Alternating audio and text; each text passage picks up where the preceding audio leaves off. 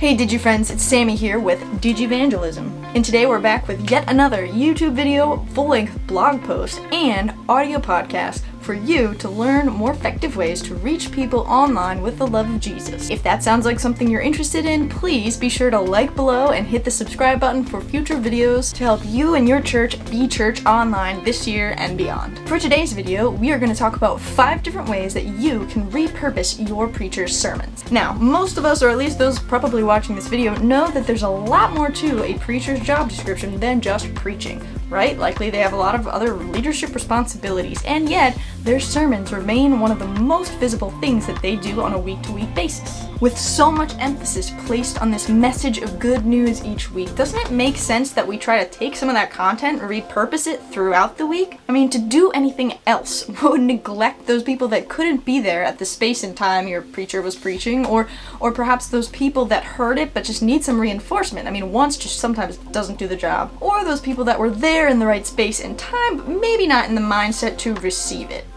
We at Digivangelism believe that your leader's hard work is valuable and worth repurposing throughout the week. Not only does it help all those people we already mentioned, but it also encourages community building throughout the week, shares your message with those who were not able to make the sermon, provides access to everybody to the sermon long after it's shared, and of course, helps listeners share the good news with others by giving them a medium to do so. Sounds pretty worth it, doesn't it? We thought so. Let's get started. Method number 1 is a video summary or a sneak peek. 5 minutes. That is all it would take. 5 minutes or less, even, for your leader to record a brief sneak peek to the sermon coming up the next Sunday. Recording a brief preview to what your sermon is going to be about might just be the extra encouragement one of your members who hasn't been around in a while needs to show up and hear what you have to offer. When they know what's coming up that week, they also can have a better heads up about who they should invite that Sunday. A particular message might work well for one person over another, and if they know the topic ahead of time, they can easily say, hey, I think you need to hear this with me. Would you want to come to church with me, or digitally if they're logging on? A post-worship service summary is just as helpful for anyone later that week who needs some reinforcement and a reminder about what the message was, or even just get the core of the message without watching the whole worship video. These summaries can also be an opportunity for your leader to share something they didn't get to in their sermon. I mean, sometimes, you're speaking and you miss something, or and you're preparing for your sermon, you think of something afterward, and you can't share it because the sermon's already over, but now you can, okay? You thought of something, or you connected it with a conversation you had after the sermon where someone asked you a question. This is their chance to share those extra words of wisdom with the people.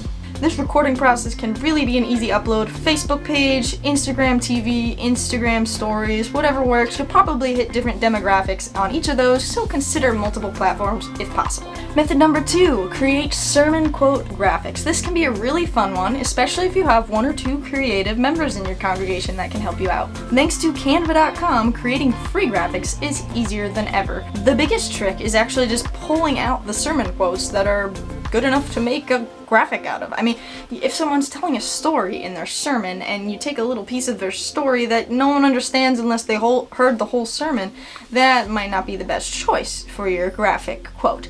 But if there's a line or 2 or 3 even that really stands out as powerful, even without the context of the entire sermon, definitely throw that on a free Canva graphic, download it, post it on all your social media accounts, and this will not only reinforce the message for those that heard it, but also give a word of hope for those that didn't. Method number 3, create discussion questions. And yet again, this is something that someone other than you, other than your leader, can do. Just listen to the sermon, create a couple questions, and then invite other people to engage. You can engage these questions in-person studies or in online studies, and they can happen at once or it could happen throughout the week. Some of the questions could really fit well with the sermon, and others could be sparked by the sermon but be really welcoming to those who didn't even hear the sermon. Depending on your church size, something like a Facebook group might be a good place to have these conversations if you want to have them throughout the week and not at a one time. If you have small groups in other places digitally, like a Marco Polo or texting app, you could utilize what's already built there and just share those questions with the groups so that the groups can discuss them at their own pace. Just a disclaimer, if you do use Facebook groups, it might be helpful to have some sort of moderator on duty. If it happens, if the conversation's happening at one time, maybe you tap one or two people to just keep an eye, make sure it stays respectful and stays on focus, because sometimes online, when we're behind a computer screen and we're typing our feelings and sharing as we read other people's feelings, it can be easy to not act the most loving. And so make sure that that doesn't just fall on your leader or just fall on you, but that from time to time someone else is keeping an eye on that chat, especially if it doesn't happen all at once and it's throughout the week. We're just engaging these questions at our own pace.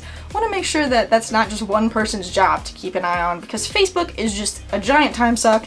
And nobody wants to feel like they have to be on Facebook all the time, in addition to the time that they probably already spend on Facebook. So share the load where possible. Method number 4, Bible study. This is yet another tactic that can happen before or after the sermon. If the Bible study happens before the sermon, it can yield all sorts of insights for the preacher. I mean, how do people engage this text? What questions do they already have? What angle do they come at it from with this particular community? What part of this topic excites them? What part of this topic overwhelms them? It just gives all sorts of data for your preacher to better engage the topic with that specific set of people and the community at large.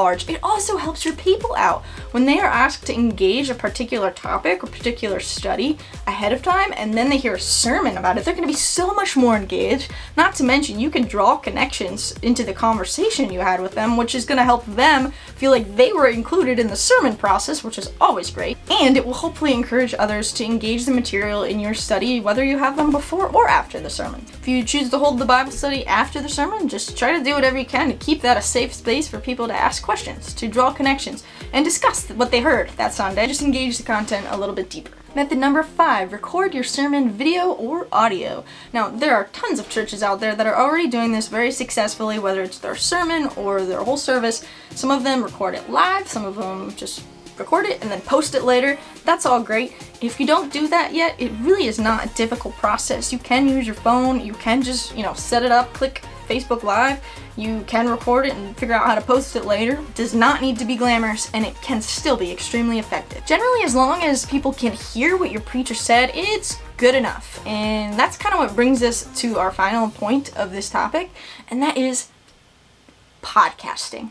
Now, I know, it sounds like just another thing to do, but it might be worth polling your community to see how many of them would prefer to watch a video version compared with an audio version. I mean, video is great, and maybe your people would prefer that, but there's always the chance that people are going to prefer the medium that allows them to do something else while they are listening to it. So sure, you could set up a video, but it's a lot harder to do while you're driving or gardening or running or doing the dishes. Like, sometimes maybe they just want to plug in their headphone and listen to the sermon. And so it's worth asking your people and seeing what their thoughts are on it. And I know it is another thing, but it doesn't have to be another big thing. As we just found out, Anchor.com, and I'll put that here so you know how to spell that, is a free site in which you can actually take a video, like we record YouTube videos, and put it on Anchor, and it will strip away the audio and make sure that podcast gets posted on Spotify and all sorts of different podcasting platforms. So hopefully the ones that your people are on, and if not, they can navigate to another one to listen to your sermons. This might take you an extra 5 minutes to make happen each week, but honestly, it could be so worth it if your reach is going even farther and even wider.